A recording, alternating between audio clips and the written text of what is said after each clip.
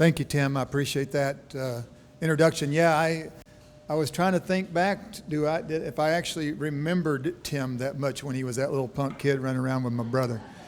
But since then, over the years, we've become really, really, really great friends. And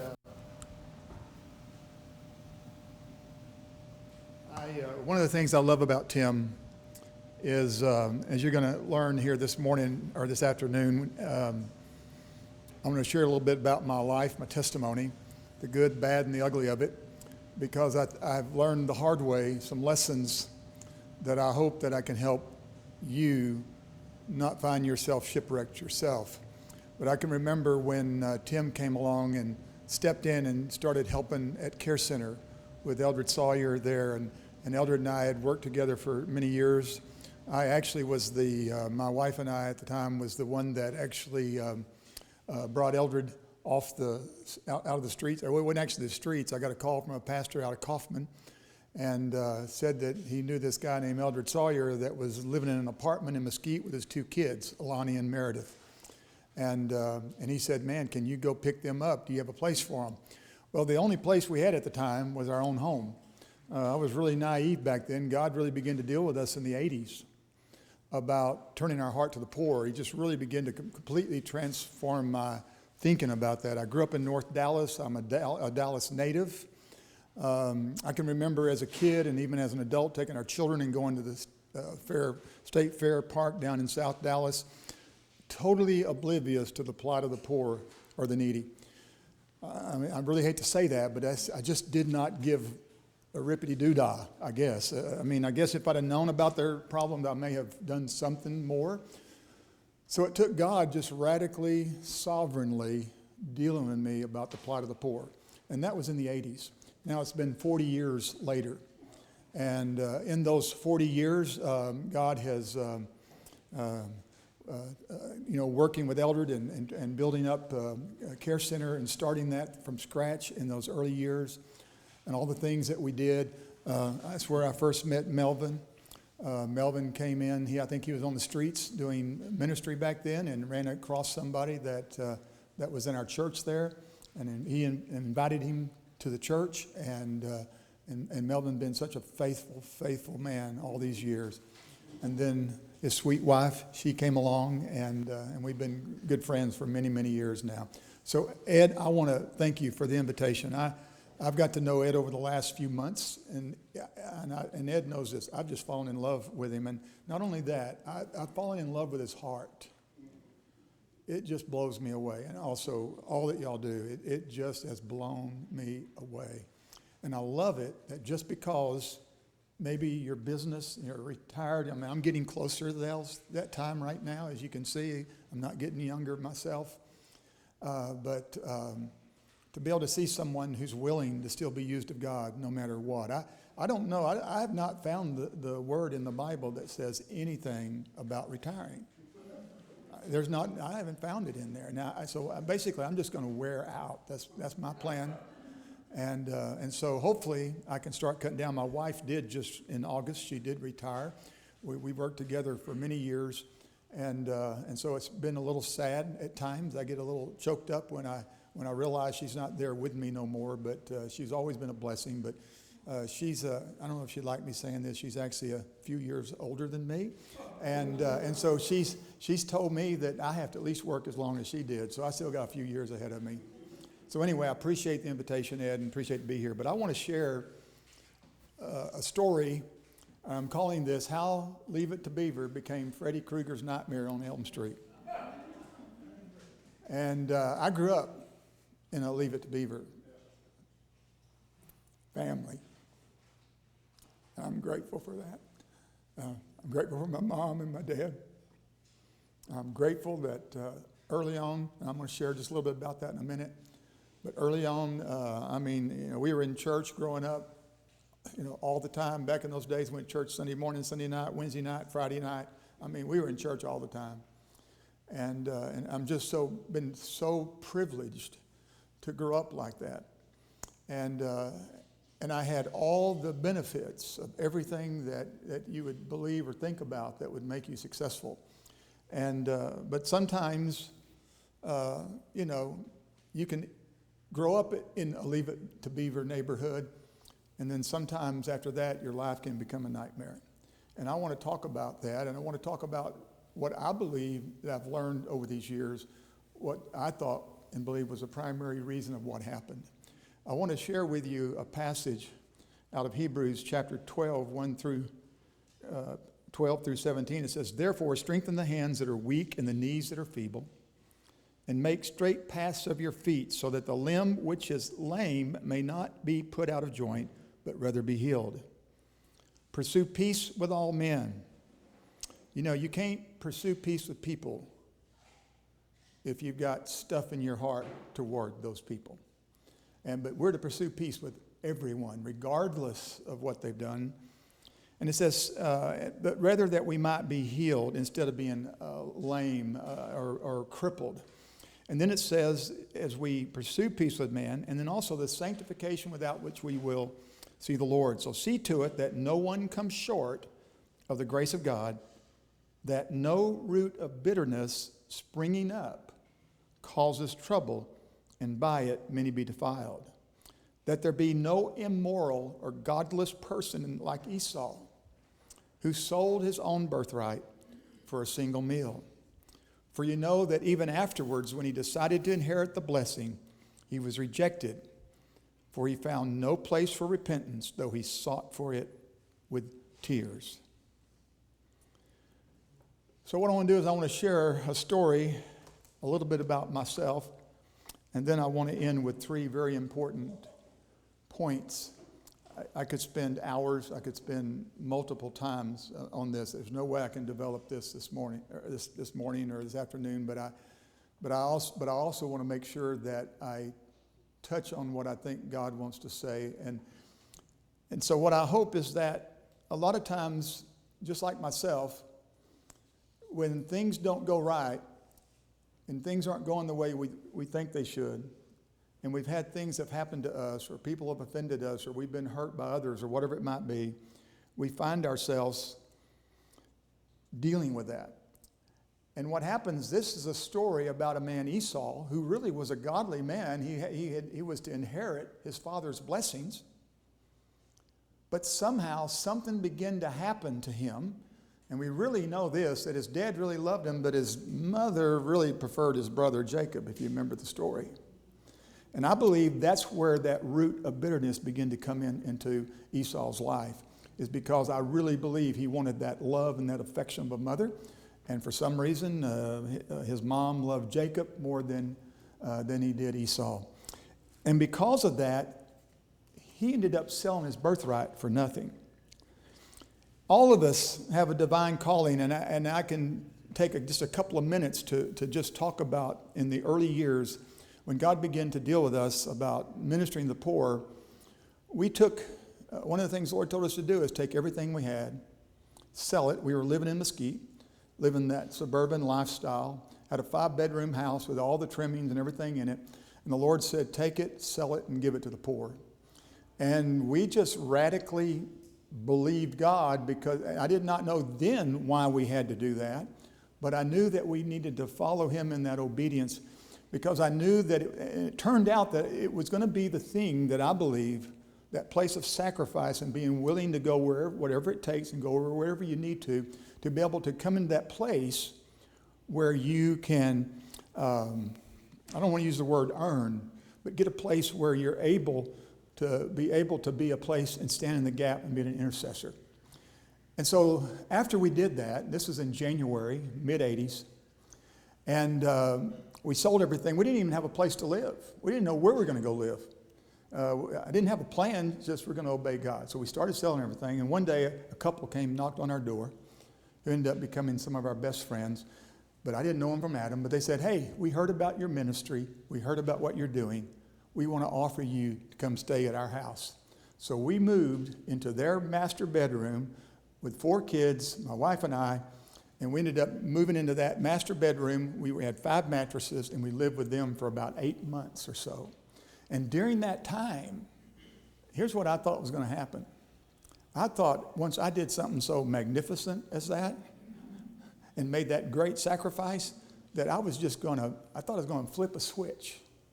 And all of a sudden, blessings was going to come down from heaven. And all the money I needed was going to come down. But guess what? It did not come down. And I found out later it always comes through the hands of people. It doesn't fall out of trees. It doesn't fall out of heaven. Now, God speaks to people. God uses people. But I didn't understand that. So after about 7 or 8 months, I began to get really angry with God. And one night out in West Mesquite, in a construction area where they're building a bunch of new homes back then, I went out there in the dark. Nobody was there. And I just began to rail against God.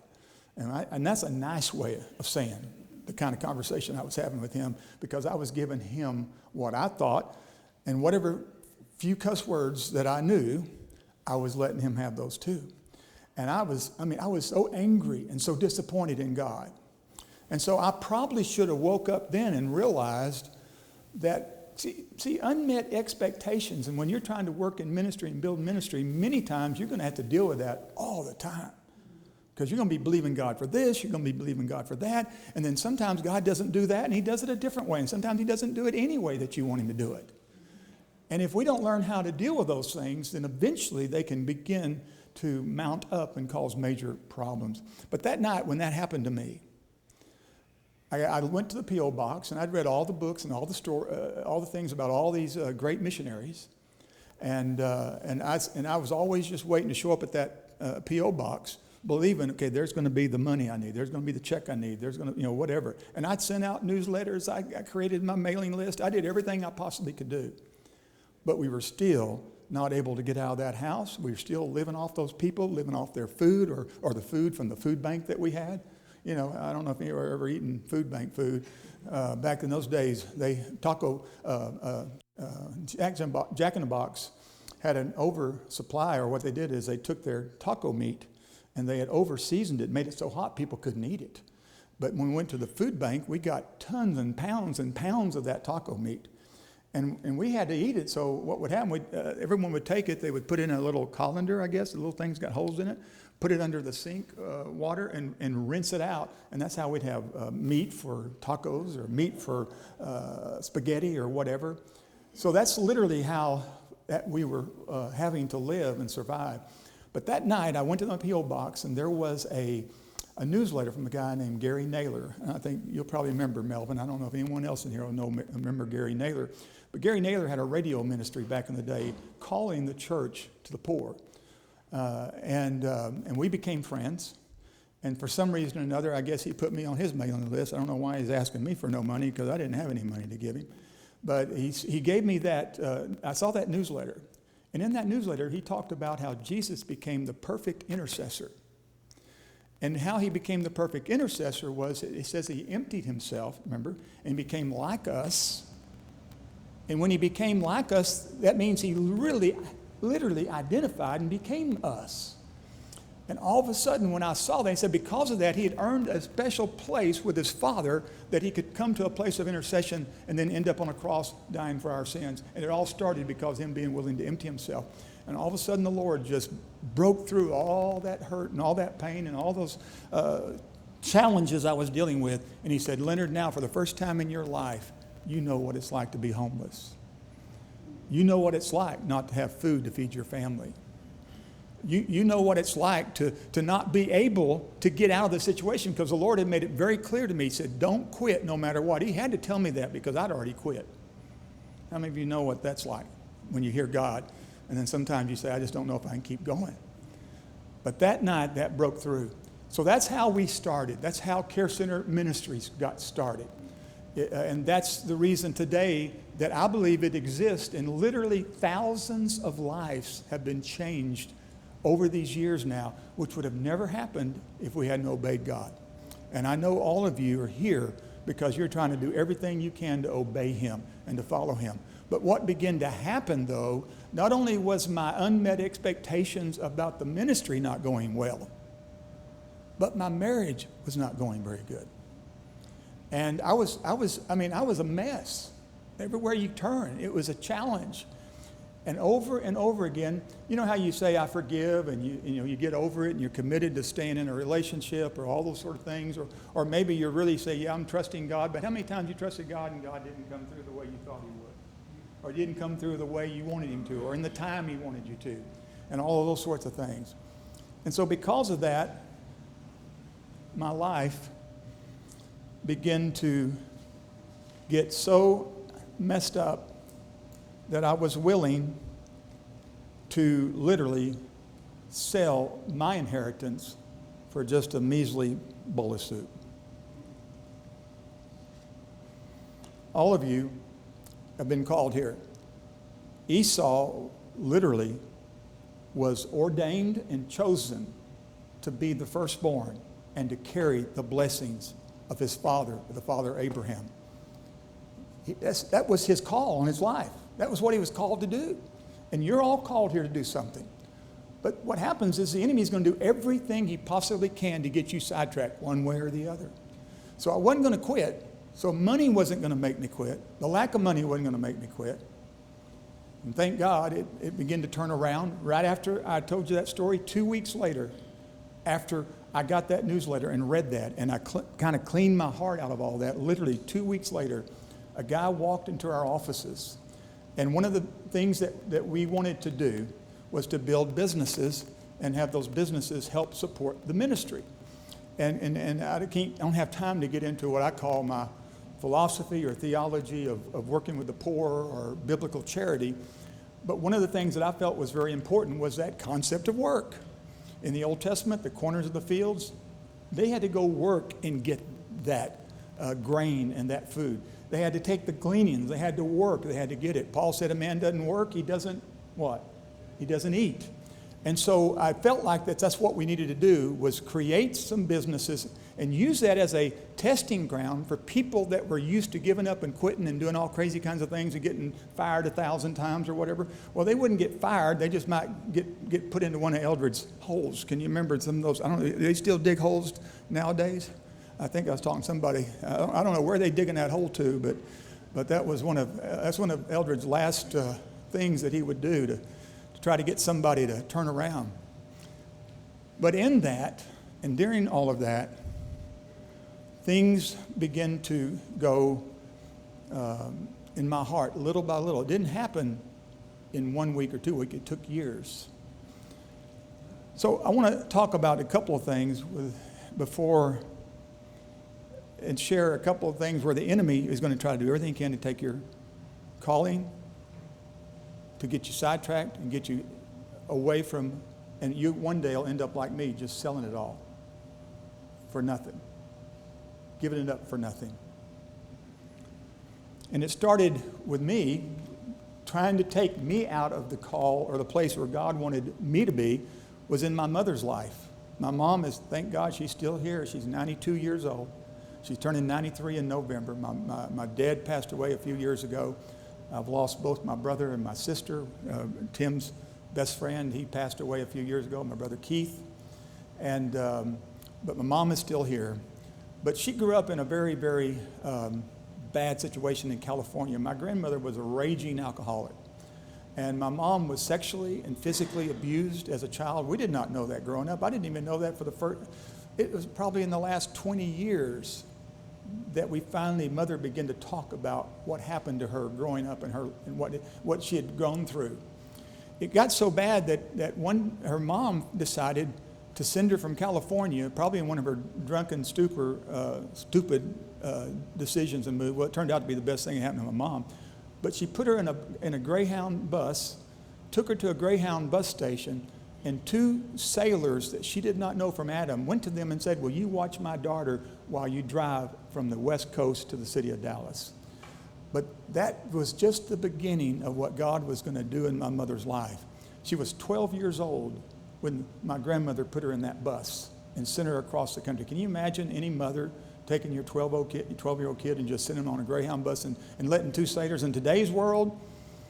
Now, my mom said she had some memories about those guys. They didn't have the greatest intentions.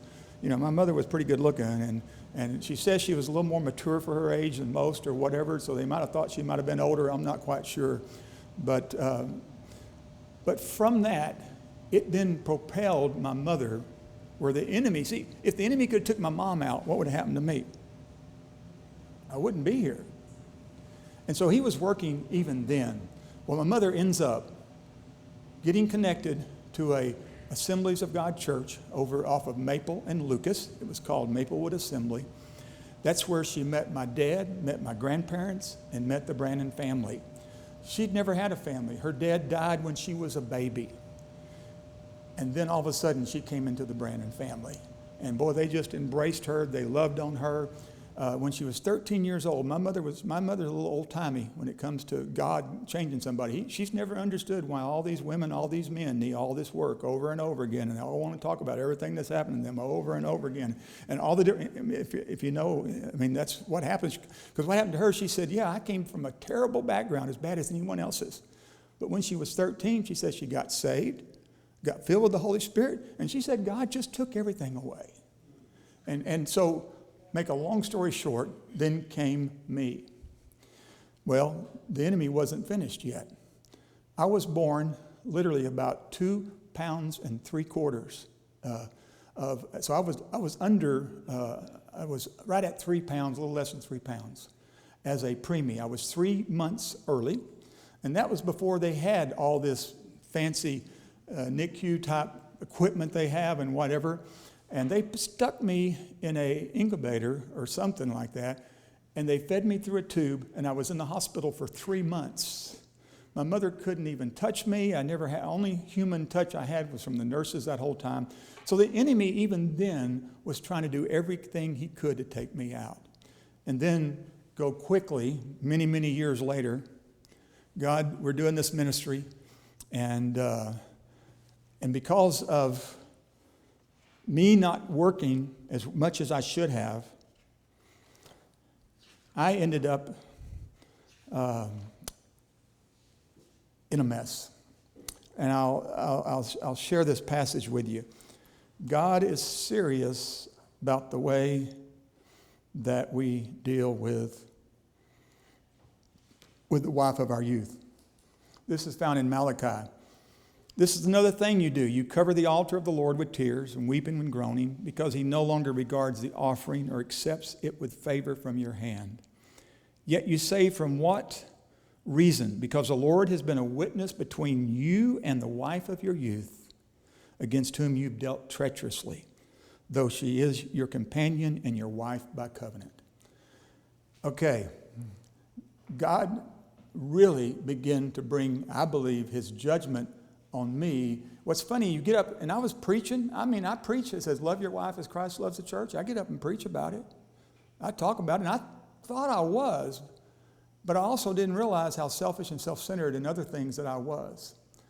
And what ended up happening over those years, and because of the bitterness and because of all the other things that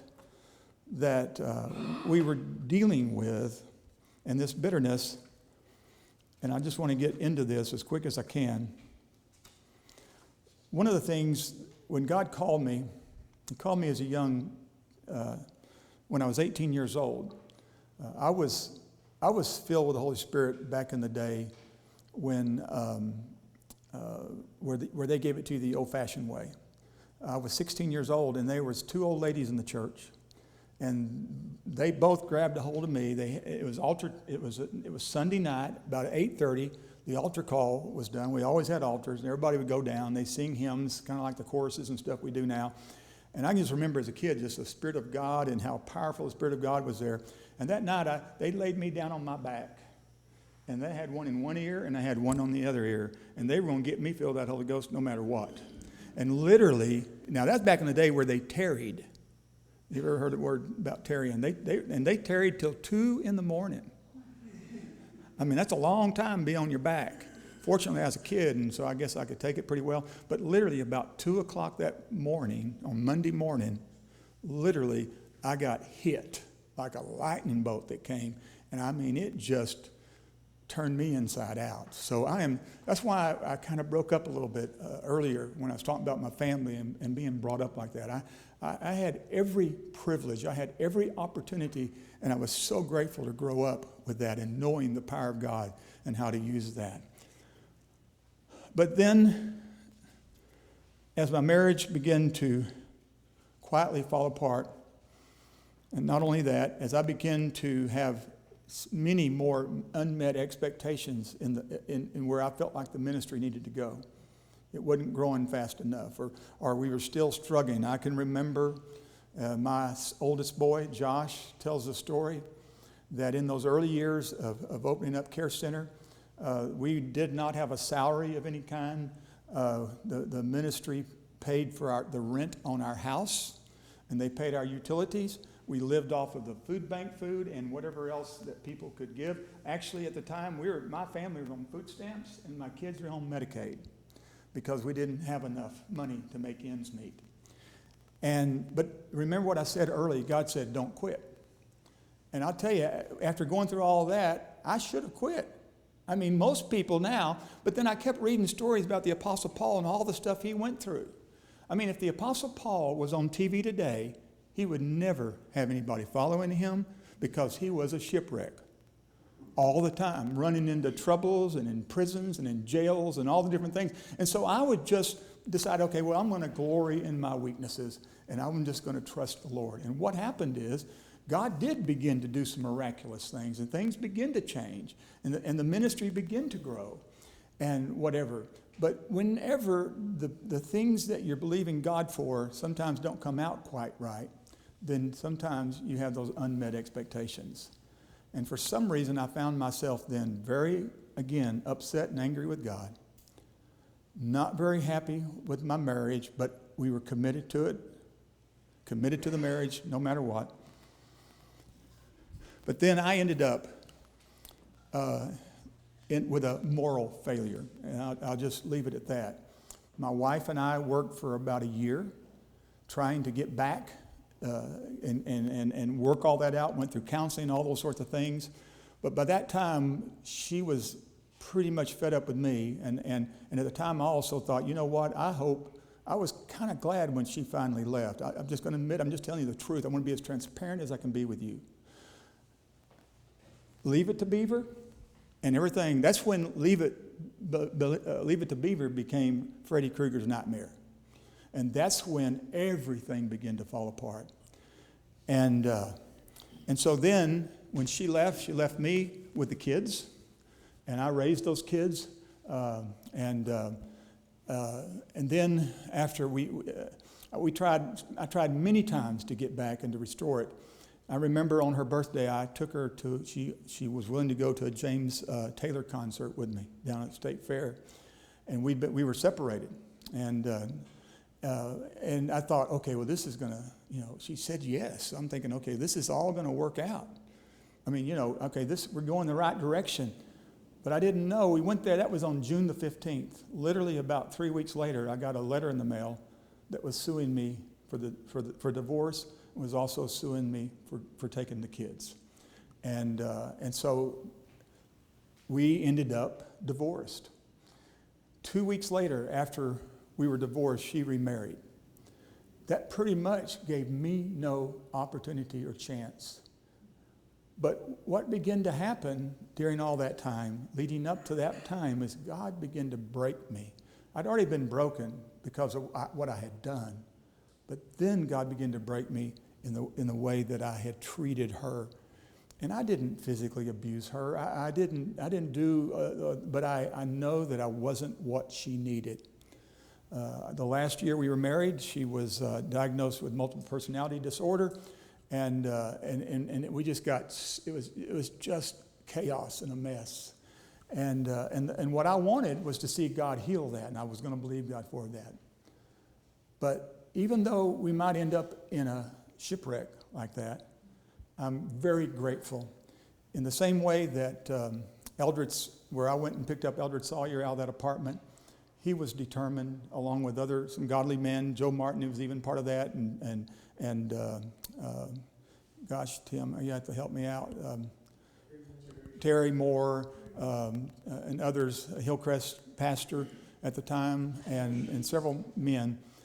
But Eldred was the one that was really committed to seeing God for me to be restored back. And we started walking through that process with those men.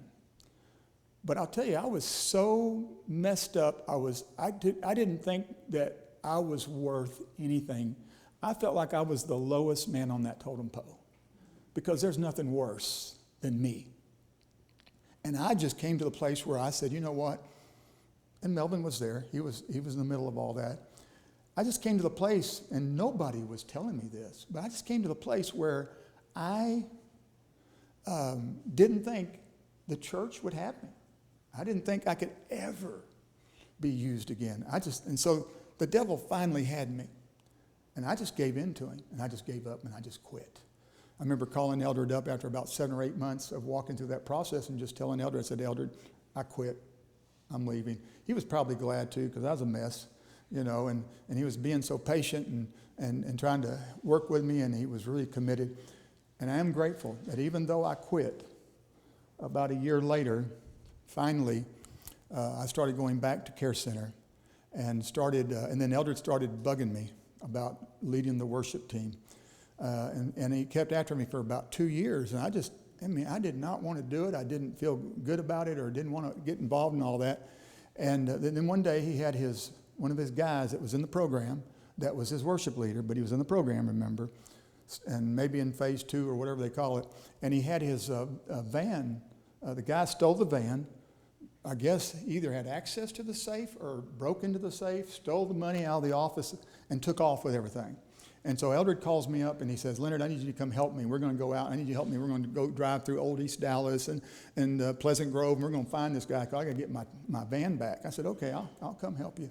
And then we came back that night. We couldn't find the van. And he stopped right there in front of the church. And he said, look, Leonard, this was like Thursday night. He said, Sunday, I really need to do worship. I've got nobody.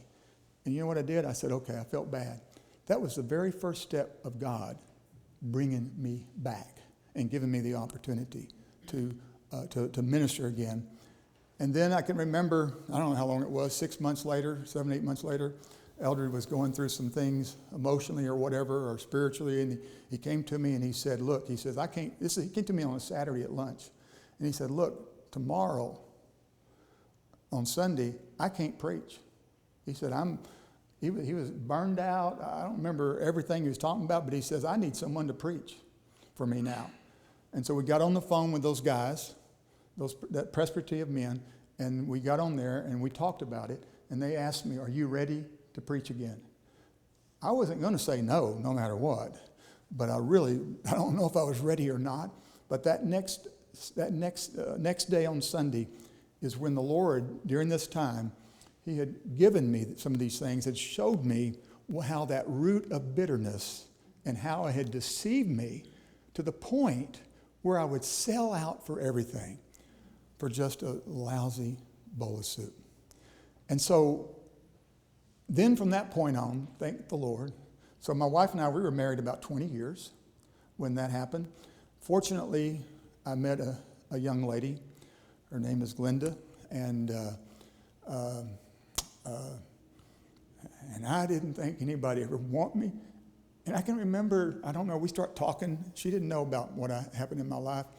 And she would say, well, she talked about this preacher doing this and that. She talked about, and rest in peace, Jimmy. I'm not picking on you, but she's picking on Jimmy Swaggart, because he'd had some issues. And she was talking about all that. And I can remember her saying all that. And so finally, because I was still in a restoration process.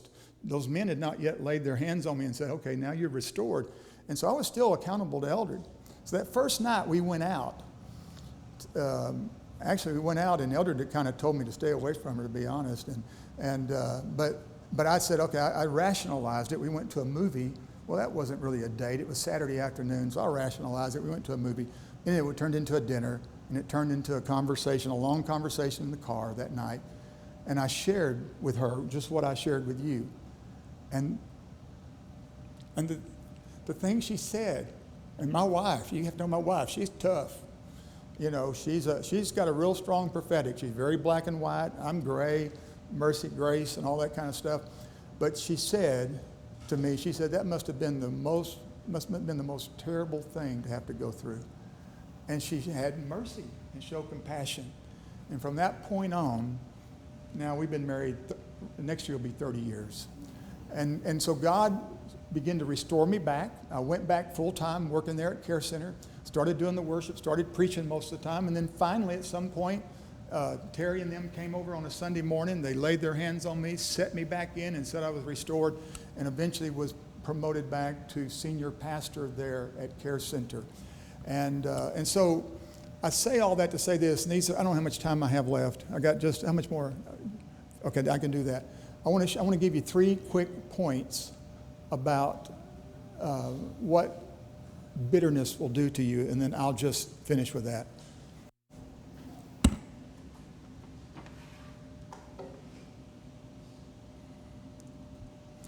A root of bitterness will always rob you of your destiny and God's purpose in your life. It's exactly what happened to Esau. Thank God for his mercy and God's grace in our lives. And I live in that, and I'm not in the Old Testament, thank God. Boy, if I had been, I'd have been sitting there weeping like Esau and not finding a place of repentance. Now, I wept, because as I told you, I kept my kids. I took care of my kids. It was about the only sane thing in my life. I remember driving. Went to work for the Salvation Army, running all their substance abuse programs there and all their outpatient programs on Harry Hines. And I can remember crying all my way to that job every day, crying on the way home. At night, after I get the kids to bed, I'd be in the living room, crying my eyes out, listening to codependent love songs, trying to make myself, I was feeling so terrible and so miserable. I'd messed my freaking life up so bad. And I did that over and over and over and over again. And God wanted to take, he wanted to rob, he wanted to steal and take it away. But thank God that in today's world, we don't have to worry about that because of his mercy. The second thing is a root of bitterness. And this is where, that's why I want to say, leave it to Beaver. I had everything. That's why I took some time to let you know where I came from in my background. A root of bitterness will always take you where you never intended to go. I was never a promiscuous person. When my wife and I got married in 1973, the most I'd ever done, thank God, I had a bunch of youth kids back then, and back then youth groups were really good. You know how good they are today. They may be as bad as going to a school, or I don't know. But back then you could be in a youth group, and those kids usually had the same morals and whatever. And the girls I dated, we kissed. We might call it make out a little bit, or whatever. But I'm just saying, that was never in my lifestyle, never was a part of my life. A root of bitterness, and I'm saying this to you, I don't know where you stand in relationships with people. I don't know how you feel about what God's done or hasn't done for you.